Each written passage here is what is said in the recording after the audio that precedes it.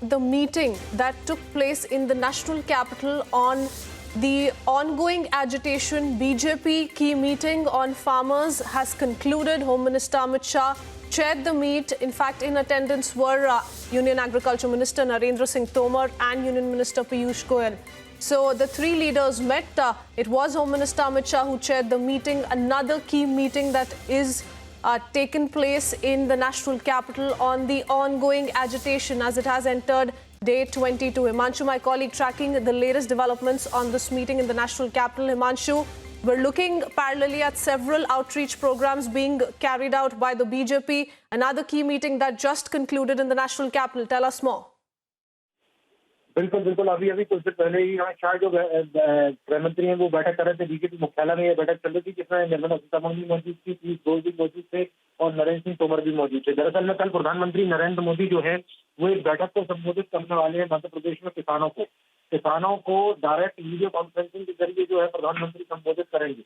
तो उस प्रोग्राम की पूरी रूपरेखा किस तरीके की होगी, इसमें शिवराज सिंह चौहान भी मौजूद रहेंगे और बीजेपी के तमाम जो बड़े पदाधिकारी हैं वो उस बैठक में मौजूद रहेंगे। तो ग्राम पंचायत लेवल तक कैसे प्रधानमंत्री की का जो संवाद है वो किसानों से हो सके, उसको लेकर सुनिश्चित करने के लिए जो नोडल मिनिस्ट्री थी कृषि मंत्रालय, उसके कृषि मंत्री जो उस दौरान मौजूद थे और अमित शाह ने पूरी रूपरेखा तैयार की। इस तरीके से कल जब प्रधानमंत्री किसानों के साथ में संवाद करेंगे तो किस तरीके से वो प्रोग्राम रहेगा और किस तरीके की तैयारियां रहेंगी, तो इसी को लेकर ये महत्वपूर्ण बैठक थी। अभी ये बैठक खत्म हुई है। सरकार ये चाहती है कि जल्द से जल्द किसानों को ये चीज समझ में आ जाए और ये जो आंदोलन है ये खत्म हो जाए, लेकिन विपक्ष जो है वो लगातार आंदोलन को हवा देगा। देखने वाली बात है कि कल प्रधानमंत्री खुद जब किसानों से संवाद एक बार फिर से स्थापित करने की कोशिश करेंगे तो किसानों को कितनी बात समझ में आती है। जी, because Himanshu, we're looking at a lot of efforts being made by the centre to reach out to the protesting farmers. Several outreach programs that are certainly being conducted by the BJP. The Prime Minister tomorrow will virtually be addressing the farmers in Madhya Pradesh.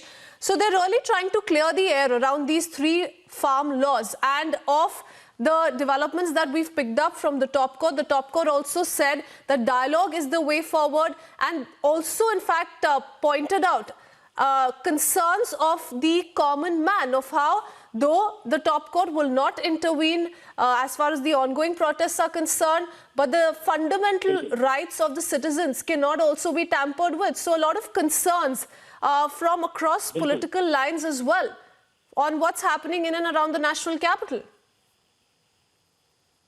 देखिए, सबसे बड़ी बात यह है कि supreme court जो कह चुका है कि संवाद स्थापित करना चाहिए और भारतीय जनता पार्टी वही स्थापित करने की कोशिश कर रही है। बीजेपी की तरफ से इसलिए देश भर में 700 से ज्यादा रैलियां करने की बात कही गई है, 700 से ज्यादा किसान सम्मेलन करने की बात कही गई है, सैकड़ों कॉन्फ्रेंसेस करने की बात कही गई है और उसी कड़ी में प्रधानमंत्री जी एक बार फिर से उसी प्रोग्राम के तहत कल संवाद स्थापित करेंगे, किसानों से किसान सम्मेलन करेंगे।